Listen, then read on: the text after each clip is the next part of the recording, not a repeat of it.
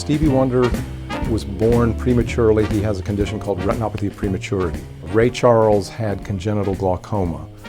There's a blues guitarist named Doc Watson that had corneal scarring. I decided I wanted to know more about blind musicians. I just got fascinated, and I could not stop reading biographies of Stevie Wonder and Ray Charles and Andrea Bocelli, and then starting to look at the neurology and what happens in the brain when someone is born blind and what happens to the auditory areas and the visual areas in the brain. You know, I'm a musician.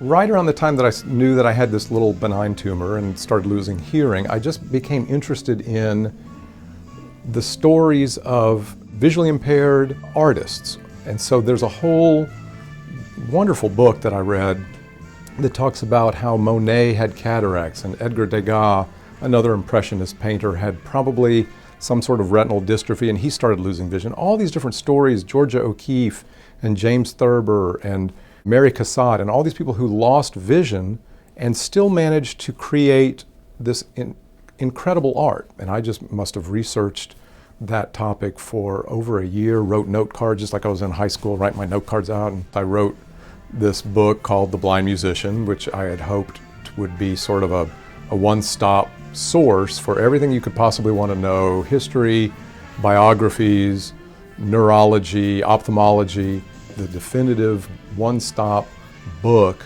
on blind musicians.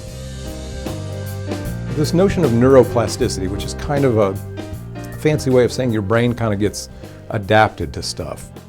They will have floaters, little pieces of junk floating around in the vitreous jelly.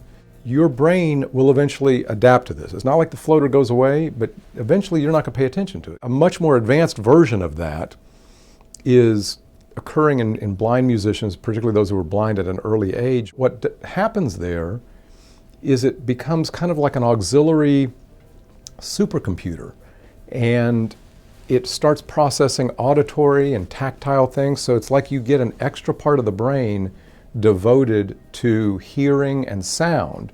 And through that process of neuroplasticity, you just see that these people's brains are just very different from sighted musicians. Here are these brilliant musicians. They were born at a time either into poverty or really cruddy medical care, and had they been born today, there's just no question that we could treat them. They would not be blind.